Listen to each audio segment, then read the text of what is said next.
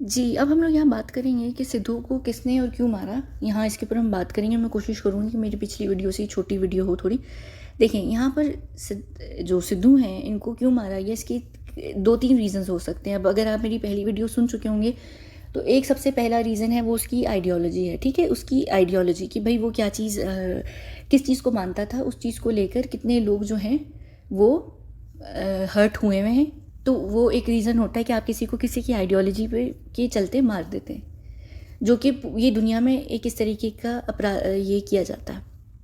दूसरा रीज़न है, और जो कि बड़ा स्ट्रॉन्ग रीज़न है, और वो रीज़न है यहाँ पर अगर आप देखें, यहाँ पर ये क्यूट क्यूट लोग दिखेंगे आपको, वो होते हैं फार्मर्स। ये फार्मर्स प्रोटेस्ट में आगे आगे था, ठीक है?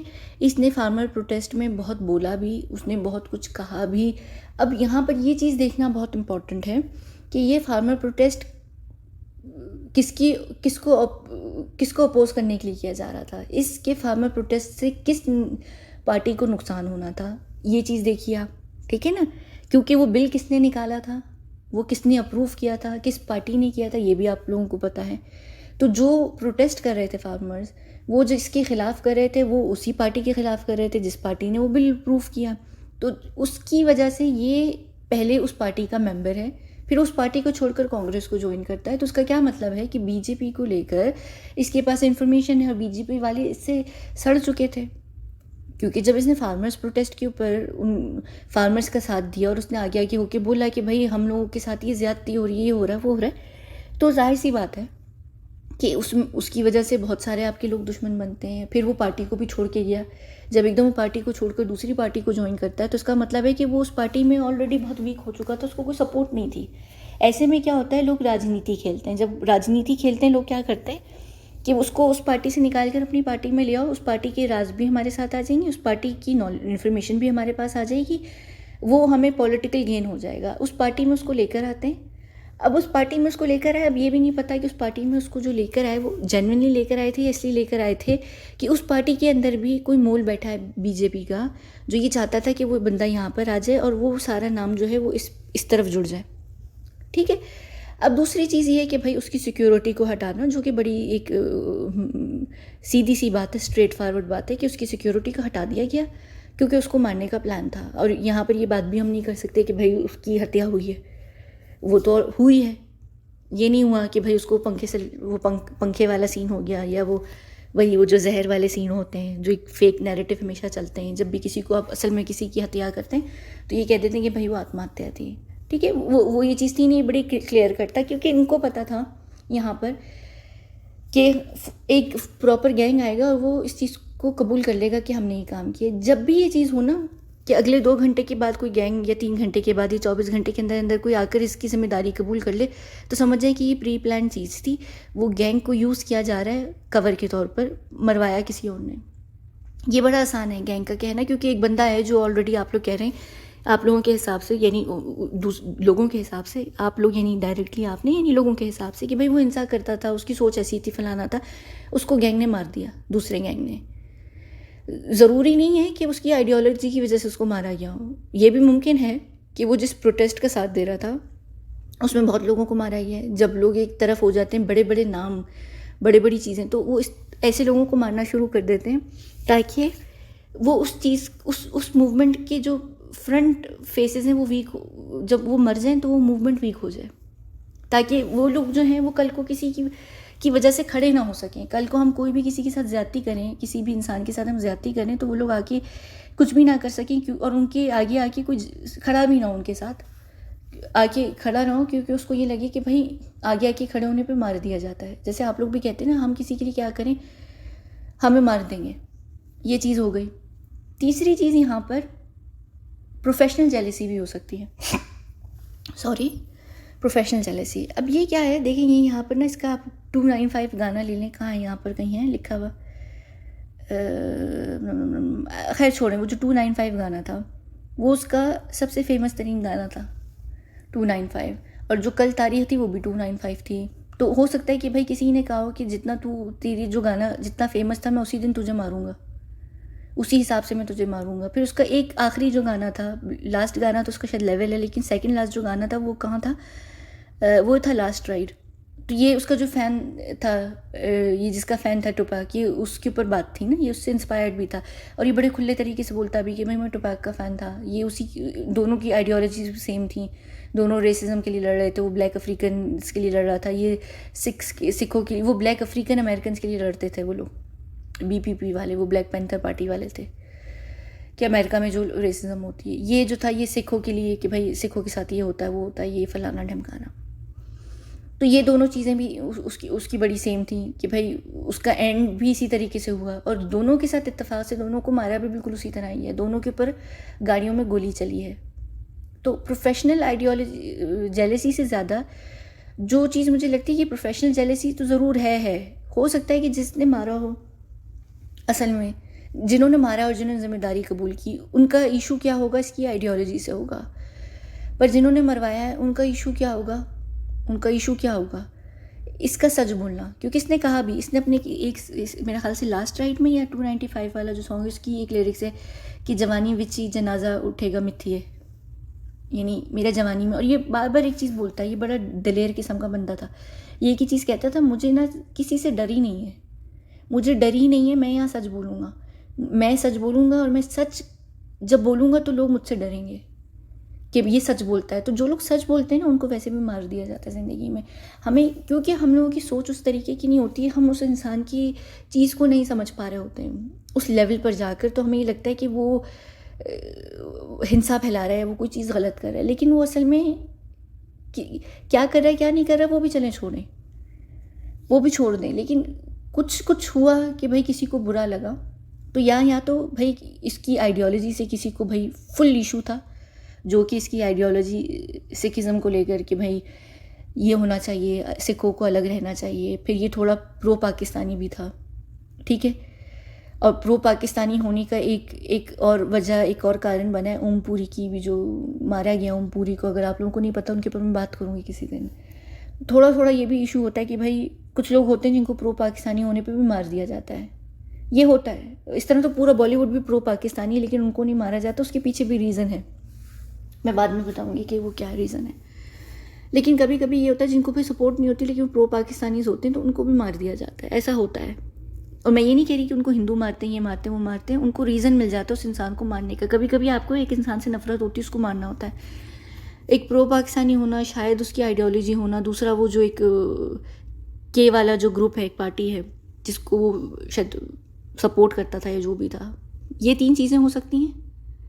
ये एक आइडियोलॉजी की वजह से इसको मारा जा सकता है। एक सीधा सिंपल रीज़न हो सकता है फार्मर्स वाला लेकर, और थोड़ा सा ये कहीं ना कहीं ये जो इसने उंगली पे भी निशान लगाया हुआ है, ये जब आप वोट देकर आते हैं ना मार्क लगता है, तो ये पॉलिटिक्स के ऊपर भी बात करता था, ये बहुत ज़्यादा राजनीति के ऊपर बात करता था। यही कहता था कि जो चोर हैं, जो चोरी करते हैं वो देश चलाते हैं।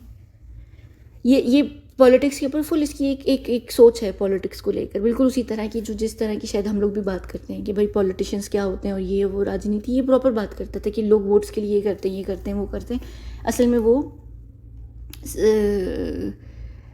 इवन अगर आप लोगों ने बैटमैन फिल्म भी देखी होगी, अगर अभी जो 2022 वाली आई, उसमें भी वो चीज़ थी कि भाई पॉलिटिशियंस को मैं इसलिए मारता हूँ या मैं लोगों को इसलिए मारता हूँ कि भाई वो वोट्स के लिए ये करते हैं, लेकिन बाद में उन चीज़ों को नहीं चलाते, उन वादों को नहीं निभाते। तो यहाँ पर ये रीज़न भी एक उसका हो सकता है, पॉलिटिकल उसकी जो नफ़रत थी पॉलिटिक्स को लेकर, या उस जो इसको एक प्रॉपर तरीके से इश्यूज़ थे। फिर बीजेपी में ये रहा, उसके बाद अब ये कांग्रेस में आया, फिर वो जो फार्मर्स वाला इशू हुआ, तो वो एक पॉलिटिकल एंगल हो सकता है। या तो ये पॉलिटिकल एंगल है, या ये दूसरा एंगल क्या है, आइडियोलॉजी वाला है। तीसरा ये है कि प्रोफेशनल जेलिसी में किसी बंदे ने इसको मार दिया, क्योंकि इसने कई जगहों पे ये कहा भी है कि मुझसे किसी का कंपटीशन नहीं है, जो लोग मुझसे कंपटीशन करते हैं उनका लेवल ही नहीं है, ये नहीं है, वो नहीं है, मुझसे बहुत लोग जलते भी हैं। इसने कई जगहों पे बात भी की कि मुझे धमकियाँ भी मिलती हैं इसके गानों में, क्योंकि लिरिक्स खुद लिखता था, तो जाहिर सी बात है कि लिरिक्स आपका जो माइंड होता है उसको मिरर करता है, जो उसके साथ हो रही है, जो उसकी सिचुएशन है, वो उसी को लिखेगा ना लफ्ज़ में। एक शायर शायरी में अपनी महबूबा की जाने के दुख को क्यों लिखता है, क्योंकि उसकी लाइफ में वही वाक़या हुआ होता है, वही इंसिडेंट हुआ होता है, तो वो महबूबा ही की बेवफाइयों को लिखेगा, अपने दिल टूटे हुए को लिखेगा। इसकी लिरिक्स में जो इसके साथ हुआ, इसको लगा कि भाई ये हो रहा है, रेसिज्म हो रहा है, ये आइडियोलॉजी एक चीज़ हो गई। दूसरी तरफ इसने पॉलिटिक्स के ऊपर बात की हुई है, और क्योंकि इसकी आइडियोलॉजी बहुत प्रो सिख थी, सिक्कों को लेकर थी कि भाई सिक्के फेवर में, तो जब फार्मर्स के साथ एक चीज़ हो रही है उसके हिसाब से एक चीज़ हो रही है, तो फिर क्या हुआ, तो वो एक पॉलिटिकल एंगल भी जुड़कर आ गया। ऑलरेडी ये पॉलिटिशियंस के बिल्कुल अगेंस्ट, किसने अंदर से पॉलिटिक्स को देखा हुआ है।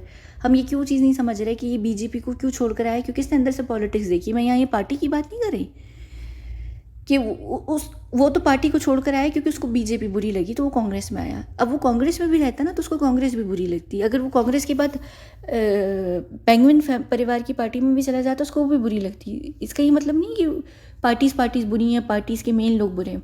इसका मतलब ये होता है कि एज एन होल, यानी ओवरऑल जो पॉलिटिक्स है वही बुरी है। तो जो ऐसे लोग होते हैं ना, ये जो वोक लोग होते हैं, ये राजनीति में नहीं टिक पाते हैं। जब इनको कुछ बुरा लगने लगता है ना, ये करते हैं कि अब हम इसके जाके ख़िलाफ़ आवाज़ उठाएंगे। जब ये आवाज़ उठाने लगते हैं इनको मार देते हैं। सेम चीज़ प्रिंसेस डियाना के साथ हुई। जब वो रॉयल्स में शादी होकर गई और उसने जब देखा कि वहाँ क्या हो रहा है, उसने किया मैं इनके ख़िलाफ़ आवाज़ उठाऊँगी। जब जैसे उसने आवाज़ उठाने की बात की, उसको मार दिया।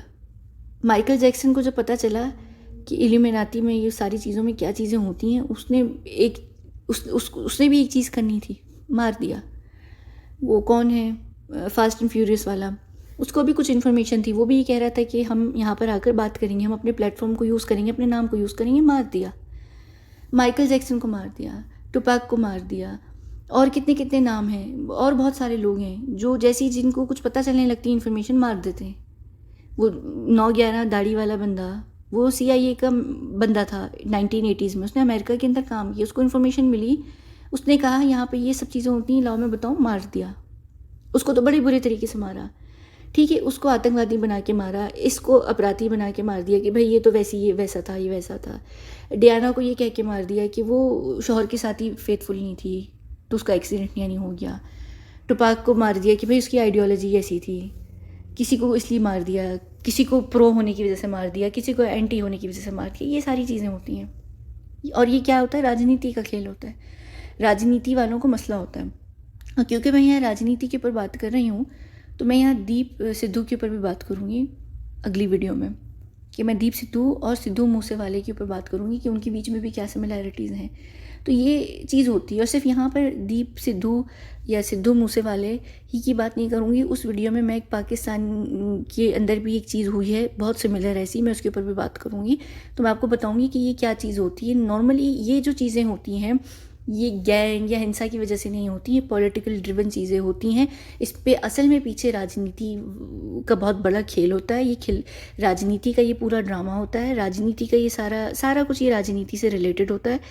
और वो क्या करते हैं, वो ये देखते हैं कि ऑलरेडी इस बंदे के दुश्मन हैं इसकी आइडियोलॉजी को लेकर, उनसे हम मरवाएंगे इस इंसान को, कबूल वो कर लेंगे, जिम्मेदारी हम अपना काम कर देंगे। सुशांत के केस में भी ये चीज़ें हुई हैं कि सारे दुश्मन एक तरफ मिलके एक ने मरवाया लेकिन पीछे सबका हाथ था, ठीक है। तो ये तो उन्होंने फ़ौरन जिम्मेदारी कबूल कर ली। तीसरी जो कि बहुत कम पॉसिबिलिटी, लेकिन एक पॉसिबिलिटी है कि भाई किसी को प्रोफेशनल जेलसी हो कि ये बंदा कह रहे हैं ना कि मैं एकदम गांव से आया, मैंने खुद अपने आप को ये किया, मैंने मेहनत की, हिट हो गया।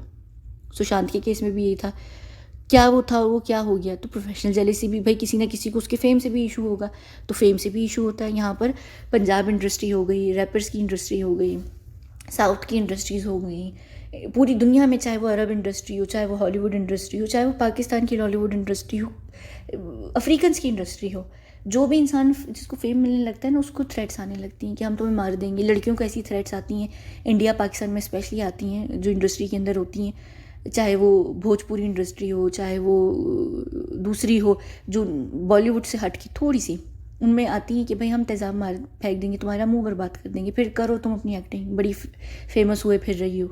ये लड़कियों को बड़ी एक कॉमन थ्रेट मिलती है। बड़ी बड़ी सेलिब्रिटीज़ बॉलीवुड के अंदर भी देती हैं छोटी सेलिब्रिटीज़ को, हम तुम्हारे साथ ये कर सकते हैं, वो कर सकते हैं, ये चीज़ें होती हैं। ये प्रोफेशनल जेलसी पे भी मारा जाता है। तो ये तीनों रीजंस हो सकते हैं, लेकिन मैं यहाँ पे बता दूँ कि प्रोफेशनल जेलसी वाला बंदा इसकी इन्फॉर्मेशन ज़रूर दे सकता है। मारने वाले इसकी आइडियोलॉजी वाले हो सकते हैं जिन्होंने मारा है इसको सामने से आके, जिन्होंने जिम्मेदारी भी कबूल की है, लेकिन मरवाने वाले कौन है, ये वही हो सकते हैं जिनको इसकी सोच से प्रॉपर इशू था, जिनको पता था कि इसको कुछ ना कुछ पता है, ये आगे जाकर ये बात करने वाला है कि राजनीति कैसे लोग खेल रहे हैं, क्या कर रहे हैं, क्या चीज़ें हो रही। तो ये तीनों फैक्टर्स कंट्रीब्यूट करके इसकी मौत का कारण बने। और इसको जो दिन दहाड़े मारा गया वो इसलिए मारा गया, वरना ये रातों के अंधेरे में भी मार सकते थे, खामोशी से भी मार सकते थे, कोई ट्रक भी मार सकता था इसे आके, कह देते कि भाई एक्सीडेंट हो गया। दिन दहाड़े जो उसके ऊपर गोली चलाई गई वो सिर्फ इसलिए चलाई गई कि कह देंगे कि भाई इसकी आइडियोलॉजी ऐसी थी, वो गैंग वाले थे, उन्होंने ला के मार दिया। अगर ये आइडियोलॉजी वाला इशू नहीं होता तो सीधा सीधा या तो ट्रक आता या फिर बीच में पंखा आ जाता। समझ आ रही है बात? या तो ट्रक आता या पंखा आता, क्योंकि जो भी राजनीति वाले मारते हैं वो ऐसे ही मारते हैं। यहाँ टुपैक का केस हो गया या ये हो गया, उसमें क्या होता है, उसमें आ जाता है। अब यहाँ पर डियाना को भी मारा ना, गाड़ी ने मारा रोड पे चलते हुए। वो जो फास्ट एंड फ्यूरियस वाला है तो उसको भी गाड़ी में मारा चलते हुए, उसको हुआ। एक और वो कौन थी, पनामा लीक्स बार मुझे याद नहीं है, वो जिसमें से एक है, उसको भी मारा है, उसकी भी, वो भी ऐसी गाड़ी में मरा है, मुझे याद भी नहीं अब कौन है वो। ये क्या होता है जब ये पॉलिटिकल चीज़ें होती हैं। लेकिन जहाँ पर आइडियोलॉजी मिल जाती है ना, लो जी आ जाओ गैंग वाले। पूरी दुनिया में देखें, कहीं किसी को मारते हैं ना, फ़ौरन एक आतंकवादी ग्रुप आ जाता है सामने, जी हम जिम्मेदारी कबूल करेंगे। इंटरनेशनल लेवल पर भी कोई चीज़ होती है, वो आतंकवादियों का एक ग्रुप आता है, जी हम जिम्मेदारी कबूल करेंगे। वो भी नहीं मार रहे होते, हम उनके ख़िलाफ़ हो जाते हैं, क्योंकि हम चूतिया लोग होते हैं, हम उनके ख़िलाफ़ हो जाते हैं। लो जी देखा, वो धर्म तो है ही बुरा, मार दिया ना उसने, देखा, ओहो हमें तो पता था, ये तो ऐसे ही करते हैं, ये धर्म वाले तो हैं ही ऐसी। नहीं भाई, आप ये देखिए कि उनको मरवा, उनको इतना सपोर्ट कौन कर रहा है? उनको कोई एक नहीं सपोर्ट कर रहा, उनको फिर वो आ जाती है यहाँ पे बात, सुपर पावर्स कर रही होती हैं, ये चीज़ होती है। तो यहाँ पर कहने को मारा इसको एक गैंग वाले ने, लेकिन उसको किसकी सपोर्ट थी? दिन दहाड़े आके मारा, सिर्फ इसीलिए मरवाया, राजनीति ही का ये सारा खेल है। उन्होंने जब गैंग से मरवाते हैं तो सामने से दिन दहाड़े मरवाते हैं। जब ये सुपर पावर किसी देश में कोई नुकसान करती हैं, किसी को मरवाती हैं, क्यों दिन दहाड़े मरवाती हैं? क्योंकि उनको पता होता है एक आतंकवादी ग्रुप जो हमने ही बनाया हुआ है उसको वो आके जिम्मेदारी कबूल कर लेगा। ठीक है, प्रोफेशनल जेलेसी में होता है जो सिद्धार्थ मल्होत्रा के साथ, अस्तगफुरुल्लाह, अल्लाह उसको ज़िंदगी दे, सिद्धार्थ मल्होत्रा नहीं, सिद्धार्थ शुक्ला के साथ हुआ है। वो कहीं ना कहीं प्रोफेशनल जेलेसी है, वो पर्सनल इश्यूज़ हैं। SSR वाला क्या है, वो एक अलग लेवल पर है कि भाई वो तो पूरी इंटरनेशनल लेवल पर जाकर सबको एक्सपोज करने वाला था, तो वो उसका एक अलग कबाड़ा हुआ। 9/11 वाले के साथ क्या हुआ, इंटरनेशनल लेवल पर एक्सपोज करने वाला था। डियाना के साथ क्या हुआ, वो ना सिर्फ रॉयल फैमिली को बल्कि इंटरनेशनल लेवल पर ये चीज़ें होती हैं। ये जो छोटे छोटे होते हैं, ये छोटी छोटी आइडियोलॉजीज़ वाले, ये फिर यही करते हैं। समझ रहे हैं आप लोग मेरी बात? तो ये तीनों फैक्टर्स हैं, तीनों वजह से इसको मारा गया, ये रीज़न था। अगली वीडियो में हम बात करेंगे इसकी बुलेट प्रूफ वाली गाड़ी के ऊपर, और उसके बाद मैं बात करूँगी दीप सिद्धू मूसेवाले और पाकिस्तान में भी एक ऐसा सिमिलर केस हुआ है। मैं आपको बताऊँगी कि ये चीज़ें क्या होती हैं। ठीक है, तो 2 और वीडियोज़ इसके ऊपर आ रही हैं, और फिर हम मिलते हैं अगली वीडियो में। बहुत बहुत शुक्रिया।